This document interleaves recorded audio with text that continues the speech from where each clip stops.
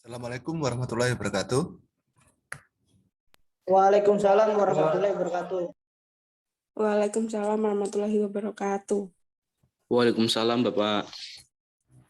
Hari ini kita akan melanjutkan materi kuliah untuk Marine Survey and Inspection. Untuk materi yang kedua yaitu survei kapal. Tapi sebelumnya akan saya sampaikan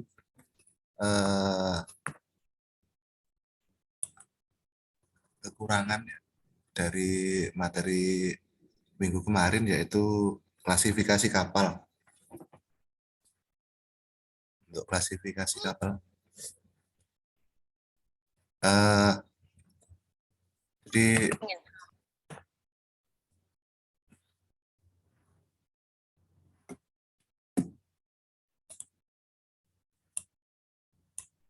nah ini sejarah awal dari klasifikasi yang dimulai pada tahun 1760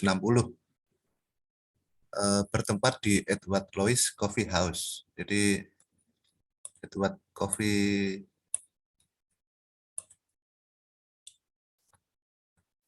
Pak Edward Lloyd itu punya warung kopi di London Tower Street. Jadi warung kopi ini biasanya disinggahi atau menjadi langganan bagi para pemilik kapal, beberapa pemilik kapal atau shipper, kemudian pemilik barang atau merchant, dan para asuransi, dan kemudian para pencari kerja yang di industri pengantaran kapal, pengantaran barang-barang, ya, kru kapal. Ini warung kopinya Pak Edward Lloyd. Kemudian pada tahun 1760 itu bertemulah mereka, para pemilik kapal, pemilik barang, asuransi, dan pemilik galangan. Itu menyepakati jenis kapal yang harus atau boleh berlayar. Nah, ini namanya pertama kali dinamakan sebagai ada yang on nih. Kita matikan dulu.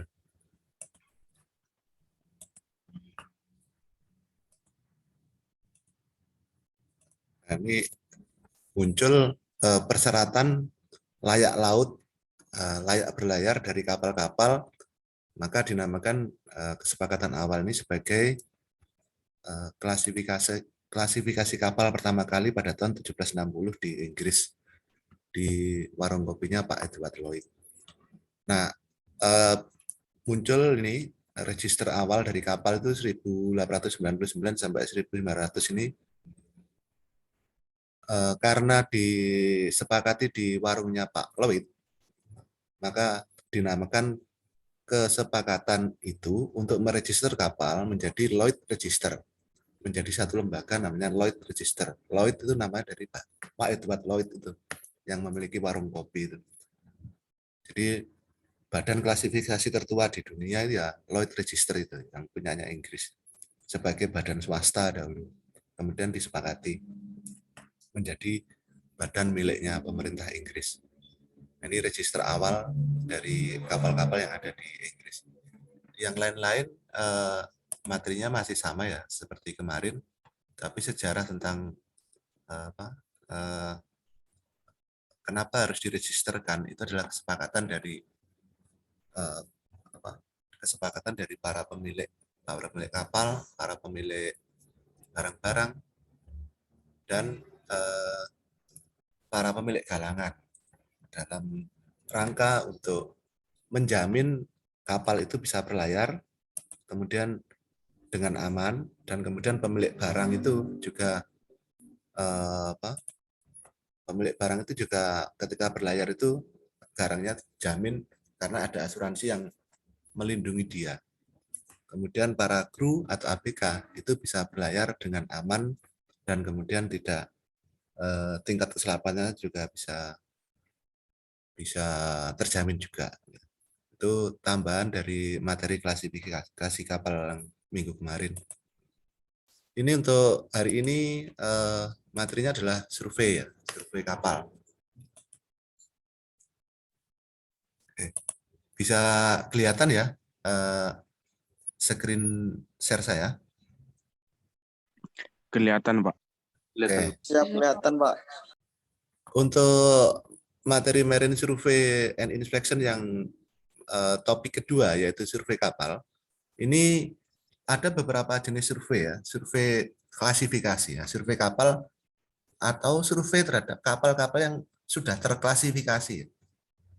Jadi survei klasifikasi itu yang dipahami adalah bahwa survei klasifikasi itu dilakukan oleh badan klasifikasi ya. Survei klasifikasi namanya. Nah, untuk apa? Untuk kapal-kapal yang akan atau yang sudah terklasifikasi.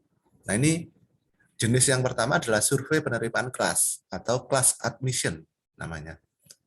Ada dua jenis, yaitu penerimaan kelas bangunan yang sedang dibangun. Jadi penerimaan kelas bangunan baru atau new building class admission. Yang kedua adalah penerimaan kelas bangunan yang sudah jadi, existing ship class admission. Nah, ini kapalnya sudah jadi. Jadi minggu kemarin kita sempat sampaikan tentang kapal-kapal di daerah Banjarmasin yang dibangun, yang belum tentu siapa yang membeli, tapi sudah dibangun, dan kemudian ketika ada pembeli, kapalnya sudah jadi tanpa pengawasan dari Biro Klasifikasi. Atau kapal-kapal yang dibeli bekas dari Jepang, gitu. Itu existing, kapal existing yang kemudian ketika masuk ke Indonesia direklaskan, maka namanya adalah penerimaan kelas bangunan yang sudah jadi. Yang kedua, jenis survei klasifikasi adalah survei mempertahankan kelas, atau bahasa Inggrisnya adalah class maintenance survey. Class maintenance survey itu kapal-kapal yang sudah jadi, sudah berlayar, kemudian harus berapa kali dia dalam 1 tahun itu berapa kali tergantung notasi kapalnya. Ada notasi A90, ada notasi kapal A100. Materi minggu kemarin ya. Nah, survei penerimaan kelas bangunan baru. Yang bangunan baru.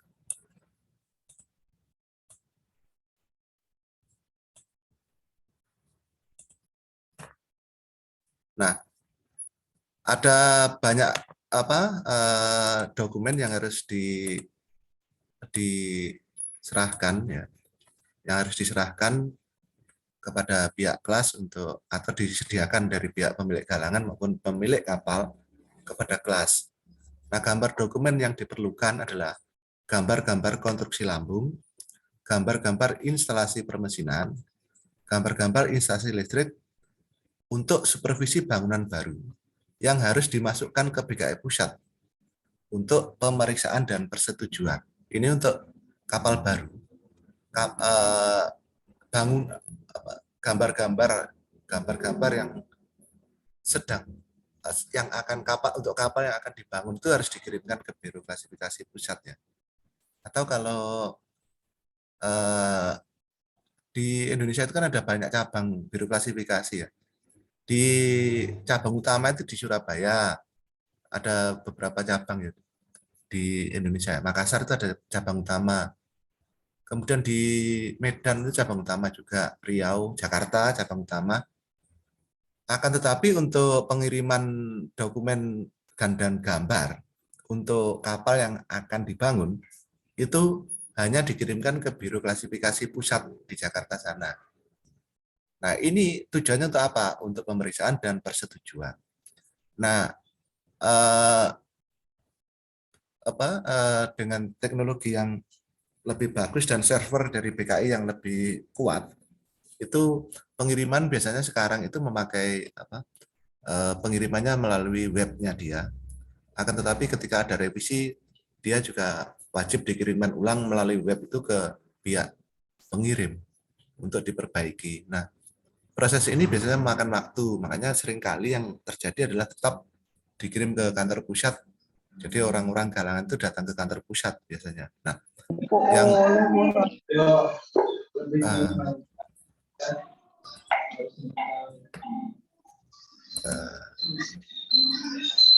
Ini kelihatannya apa? Punyanya Taufik ada masalah ya. Tertekan ya. Taufik Slamet Effendi atau Mas Juju. Nah ini gambar dimasukkan ke BKI Pusat secara elektronik, dikirimkan melalui webnya. Kemudian yang ketiga adalah supervisi selama proses bangunan baru harus mengacu pada gambar-gambar yang telah disetujui. Nah, gambar-gambar yang disetujui itu pasti ada tanda tangannya dari desainer di galangan kapal tersebut. Nah, daftarnya siapa, kemudian desainernya siapa, kemudian disetujui oleh biro klasifikasi. Atau kalau galangan kapal tersebut itu juga memakai jasa konsultan, maka harus ada tangan juga dari drafter konsultan desain, atau desainer dari konsultan desain. Setelah itu ditandatangani ke biro klasifikasi pusat. Kalau sudah mendapatkan tanda tangan, baru diserahkan ke owner surveyor atau konsultan dari owner surveyor untuk juga ditandatangankan. Nah, kalau sudah mendapatkan persetujuan dari pihak-pihak yang berkepentingan pada pembangunan kapal baru tersebut, maka supervisi selama proses bangunan baru harus mengacu pada gambar-gambar yang telah disetujui tersebut. Maka penyimpangan terhadap gambar-gambar yang telah disetujui di redrawing harus mendapatkan persetujuan ulang dari biro klasifikasi pusat. Nah, contoh ya, ada revisi dari pemilik galangan. Contoh mesin yang dahulunya, contoh mesin yang dahulunya untuk mesin Winlas semuanya itu disetujui gambarnya mereknya A. Pada saat kapal sudah dimulai pembangunannya, ternyata ketika pihak galangan itu memesan Winlas tersebut, ternyata Winlasnya nggak ada. Maka si pihak galangan merubah desain tersebut menjadi Winlas yang berbeda. Maka Winlas yang berbeda tersebut harus disetujui ulang gambarnya dan harus mendapatkan persetujuan ulang khusus untuk perubahan terhadap Winlas tersebut. Nah, prosesnya sama ya, harus ada persetujuan dari drafter dari pihak galangan kapal atau konsultan galangan kapal, desainer konsultan kapal, pembangun kapal, kemudian mendapatkan persetujuan dari biro klasifikasi dan mendapatkan persetujuan dari owner surveyor juga. Ini kalau ada penyimpangan. Kemudian gambar dan dokumen yang harus disertakan untuk persetujuan. Nah, ini untuk jaminan terhadap kesesuaian dengan rule, gambar atau dokumen tersebut harus diajukan ke biro klasifikasi pusat dalam bentuk elektronik atau PDF untuk pemeriksaan dan persetujuan sebelum dimulainya pekerjaan bangunan baru. Ini ada beberapa dokumen ya.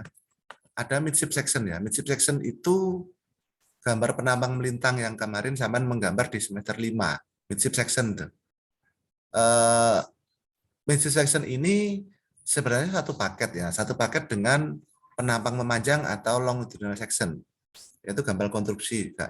Yang ketiga adalah satu paket juga dengan cell expansion. Nah, ini yang kemarin harusnya gambarnya ada 3 ya. Midship section, kemudian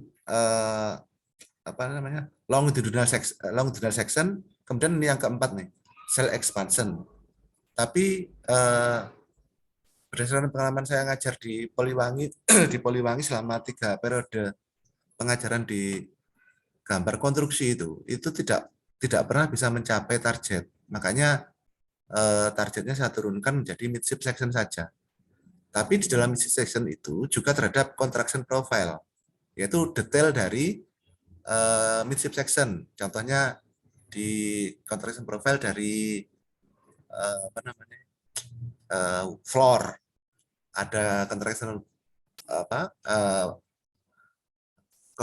construction profile dari senta, itu kalau sampean lihat di detail gambar sampean di midship section itu ada namanya contraction profile. Nah, ini contraction profile juga bisa diidentifikasi dari rekapitulasi yang di sheet terakhir dari proses gambari sampean ya, yang di perhitungan itu. Rekapitulasi dari perhitungan yaitu itulah namanya contraction profile. Jadi perhitungannya namanya contraction profile. Yang ketiga adalah gambar decontraction. Nah, decontraction ini bisa sampean lihat di deck-deck yang ada di gambar midship section. Akan tetapi decontraction ini sebenarnya adalah gambar dari penampang memanjang atau longitudinal section. Nah, longitudinal section itu gambarnya dari samping, dari gambar pada geladak, semua geladak. Termasuk di BDP itu ada gambarnya ya. Dilihat dari atas. Nah, ini gambar itu muncul di gambar decontraction ini munculnya di gambar di penampang memanjang atau longitudinal section. Nah, ini saya tidak cukup bisa untuk mengejar targetnya, makanya tidak ditiadakan. Akan tetapi perhitungannya sudah cukup, tinggal gambar saja yang belum. Yang kelima adalah gambar transfer bullet. Gambar transfer bullet ini satu paket dengan gambar midship section. Makanya sampean kan ada beberapa jenis gambar di frame 0,2L, kemudian 0,5L dan 0,7 atau 0,8L. Nah, itu adalah yang 0,5 ataupun 0,8 itu sebenarnya sudah gambar dari transfer bullet atau sekat melintang. Kemudian ada gambar bottom structure. Nah, bottom structure ini tidak muncul di transfer section, di midship section. Munculnya ada di longitudinal section. Ini di bottom structure. Bottom structure itu di DB, di tank top itu bottom structure. Yang ketujuh adalah engine foundation. Nah, engine foundation itu sampai muncul di 0,2L itu. 0,2L juga termasuk detailnya, yaitu engine bed, engine pad. Kemudian stem and steering post. Stem and steering post tidak muncul di mana-mana, hanya muncul di penampang memanjang.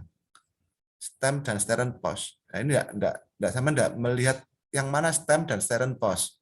Karena ini satu paket dengan gambar longitudinal section. Nanti di gambar rudder kemudi strain tube ini nanti yang steering post nanti akan kita gambar bersama-sama ya. Bagaimana cara menggambar steering post. Akan tetapi tidak detail karena fokus di menggambar rudder itu bukan steering post-nya.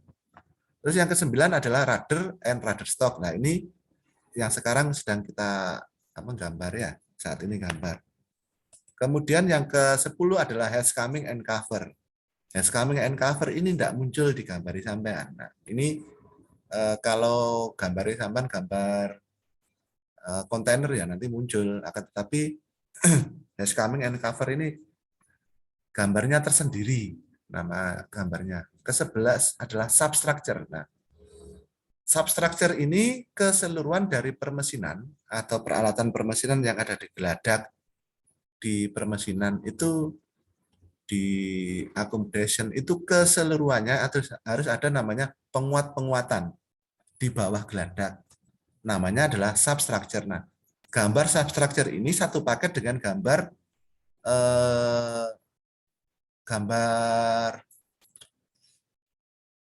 peralatannya. Jadi contoh maunya windlass ya. Windlass itu tidak bisa disangga oleh konstruksi di orchestral deck. Maka karena ada penambahan bobot, penambahan getaran dari windlass ketika dia bekerja, maka harus ada penambahan konstruksi. Nah, penambahan konstruksi tersebut dihitung berdasarkan bobot dari windlass, kemudian daya getar dari windlass ketika dia bekerja, dan kemudian dihitung ulang di mana saja konstruksi yang harus diberi penguat untuk menahan beban dan gaya dari windlass. Maka gambar-gambar tersebut menjadi satu paket namanya gambar-gambar substructure. Nah, ini biasanya menjadi revisi total pada keseluruhan yang di bawahnya peralatan dan permesinan dari kapal, termasuk crane akomodasi crane yang di belakang untuk ngangkat ngangkat bahan makanan itu ya. Bahan makanan itu wajib diberikan substructure. Kemudian yang kedua adalah gambar welding plan. Gambar welding plan ini adalah perencanaan dari pengelasan ya, dimensinya berapa, kemudian keseluruhan dari kapal itu yang konstruksinya itu ada namanya welding plan. Gambarnya. Welding plan ini ukuran pengelasannya berapa, kawat jenis kawatnya harus berapa, kemudian jenisnya kawat itu apa, kemudian proses pengelasannya harus bagaimana, itu harus dipaketkan menjadi welding plan. Nah, welding plan ini juga harus dilengkapi dengan welding procedure specification. Karena WPS itu biasanya melekat terhadap proyek kapal. Yang ketiga adalah longitudinal strength calculation. Longitudinal strength calculation ini yang satu paket dengan Excel sampean setelah rekapitulasi, itu di belakangnya adalah perhitungan untuk longitudinal strength atau perhitungan kekuatan memanjang kapal. Itu ada bending moment, ketika kapal diam, ketika kapal bergerak, ketika kapal itu ada muatan di tangki-tangkinya, itu perhitungannya adalah satu paket dengan Excel yang sama pakai untuk perhitungan dari midship section di semester kemarin.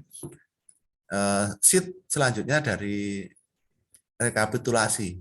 Akan tetapi longitudinal strength calculation ini tidak kita di teknik manuver kapal tidak diberikan karena dasar dari perhitungan ini mata kuliah yang lain tidak ada. Akan tetapi sudah mencukupi ketika sampai nanti menjadi sarjana ya. Untuk sarjana terapan untuk teknik manuver kapal itu sampai sudah mencukupi, walaupun gambar longitudinal strength calculation tidak diberikan itu tidak sudah cukup karena minimal sampai sudah bisa melihat model dari bagaimana cara menghitung kekuatan panjang kapal. Kemudian yang ke-14 adalah structural fire protection ya. Ini ada gambar tersendiri ya, namanya satu paket dengan LSA biasanya, life saving appliance, life saving appendages ya, LSA. Ada namanya structural fire protection. Bagaimana cara keseluruhan jaringan dari pemadam kebakaran di kapal tersebut itu ada namanya structural fire protection. Nah, ini tidak kita berikan ya, karena ini gambar selanjutnya dari longitudinal strength calculation. Nah, ini tidak. Kemudian yang ke-15 adalah stabilitas atau perhitungan stabilitas. Ini namanya satu paket ya, paket stabilitas calculation. Nah, ini termasuk juga grafik Bungean dan curve. Ini satu paket. Namanya stability booklet. Nah, ini makanya ada dan lain-lain ya. Stability booklet itu kita enggak ajarkan, sama enggak mempelajarinya. Akan tetapi mata kuliahnya ada. Mata kuliahnya ada di mana? Di teori bangunan kapal 1, kemudian ada di praktikum teori bangunan kapal 2. Itu adalah mata kuliah untuk salah satunya adalah stability booklet, booklet stabilitas. Kita tidak ajarkan dan sama tidak menggambar. Untuk kapal yang sampai gambar sampai semester 6 ini, sama tidak gambar stabilitasnya. Akan tetapi semua kapal yang sampean yang sedang sampean gambar, itu kalau sampean mau melanjutkannya ke longitudinal strength calculation maupun stabilitas calculation bisa, karena dasarnya sudah ada. Termasuk kalau mau sampean buat welding plan, itu bisa. Oke. Nah, gambar-gambar yang untuk mesin listrik itu ada engine room layout. Sampean sudah dapat di denah kamar mesin. Yang kedua, steering tube and shafting system yang sekarang sedang sampean gambar. Yang ketiga, propeller. Nah, propeller ini kalau nanti waktunya cukup adalah gambar ketiga dari output gambar sampean semester ini, yang gambar ketiga propeller. Yang keempat, ballast system. Nah, ballast system itu satu paket dengan gambar isometrik pipa ya. Ballast system itu tidak se terpisah, balas sistem tok. Gitu. Salah satu dari gambar yang sampai gambar nanti di isometrik pipa itu outputnya adalah balas sistem. Kemudian ada juga build gas system. Kemudian ada GS system. GS system artinya generator set ya, genset itu loh, sistem. Perfecting system, LO system, lubricating oil system ya. Kemudian FO system, full oil system. Kemudian ada cooling system atau pendinginan ya, sistem pendinginan, compressed air system yang untuk penyalaannya mesin induk dan juga untuk kebutuhan yang lain untuk tangki kompresor. Kemudian nomor 12 adalah CO2 fixed fire extinguisher system.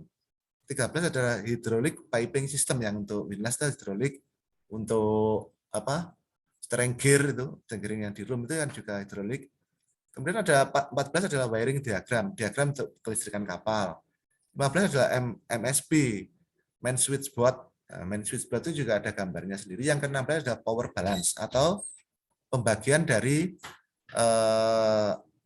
kelistrikan yang di mata kuliah kelistrikan kapal itu power balance. Nah, keseluruhan dasar dari gambar yang di mesin dan listrik ini, gambar-gambar instalasi mesin dan listrik ini, dasarnya dari engine room layout atau denah kamar mesin. Seberapa denah kamar mesin sampai hitung sampai terakhir itulah dasar dari sistemnya. Itu ya. Oke, kita lanjutkan. Nah, untuk material bangunan baru, kapal bangunan baru. Segera setelah gambar atau dokumen disetujui, shipyard melakukan order kepada supplier material lampu dan juga untuk komponen mesin, mesin-mesinnya. Yang kedua, supplier memproduksi material atau komponen yang akan digunakan untuk bangunan baru sesuai rule BKI. Di bawah supervisi dan pengujian surveyor BKI dan diterbitkan sertifikat pengujian oleh BKI. Pengertian dari koin kedua ini, maka BKI itu juga memiliki hak dan dia juga wajib mensurvei dan supervisi dari material ketika sedang dibuat di vendornya sana. Yang ketiga, material atau komponen yang wajib disertifikasi sebelum dipasang di kapal ini meliputi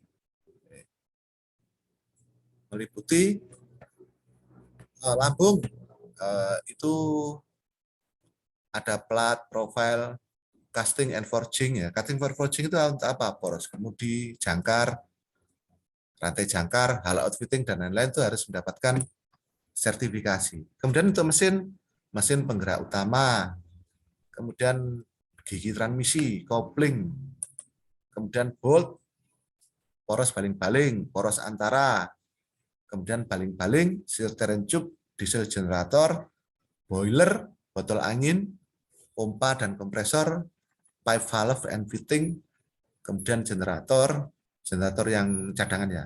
Kemudian MSC atau main switchboard, steering gear, windlass, dan mooring winch itu harus mendapatkan sertifikasi. Kemudian kick off meeting. Nah, kalau semua sudah ya. Ini ada tambahan untuk material ini. Ketika desain kapal itu sudah disetujui dan kemudian sudah akan dibangun, 6 bulan sampai 1 tahun sebelumnya, pihak galangan itu sudah memesan semua barang ketika kapal belum dibangun. 6 bulan sampai 1 tahun sebelumnya. Mesin itu tidak available. Mesin-mesin untuk kapal merchant ship ya, untuk seagoing vessel itu tidak available di kalangan di vendor-vendor itu ya. Di contoh Yanmar namanya. Kalau sampai kemarin waktu mencari mesin itu kan ada Yanmar, ada MAN, NBW, ada Mitsubishi. Mesin yang sampai spekkan di gambar permesinan ya, dengan kamar mesin itu tidak tersedia di pasaran. Jadi ketika Saman bangun kemudian mau memasang mesin itu harus pesan. Nah, pihak vendor, pihak prinsipal pembangunnya mesin itu kemudian setelah mendapatkan pesan dibayar lunas, itu mereka baru bangun, baru membuat mesin tersebut. Nah, pembuatan mesin itu butuh waktu 6 bulan sampai 1 tahun. Nah, mempaskan jadwal kick off pembangunan kapal dengan barang-barang yang sedang dipesan oleh pihak galangan itu butuh ketelitian dalam perencanaan. Maka orang-orang dari pemesan ya, yang di galangan kapal itu itu hati-hati. Satu komponen saja yang tidak tepat waktu itu akan merubah jadwal secara total. Contoh bow thruster ya. Bow thruster itu kan fungsinya untuk kapal bergerak lebih cepat manuver itu. Bow thruster yang di depan itu. Bow thruster itu kalau tidak tepat itu pesannya juga tidak tepat. Bow thruster itu bisa sampai 2 tahun baru jadi di vendornya sana. Dan kapal tidak akan bisa diserahkan atau di trial kalau bow thruster belum dipasang. Jadi walaupun kapalnya sudah jadi, bow thruster belum dipasang tidak bisa di trial dan juga tidak bisa diserahkan. Kemudian ada kick off meeting. Kick off meeting. Sebelum dimulai survei pada setiap proyek bangunan baru, Biro Klasifikasi akan mengadakan kick off meeting yang dihadiri oleh surveyor BKI, wakil pemilik atau owner surveyor, kemudian wakil galangan atau QMC atau QAQC ya, QAQC. Nah, ini kick off meeting ini keseluruhan dari pihak yang terlibat. Itu harus bertemu di situ untuk kapal belum dibangun sudah bertemu dahulu.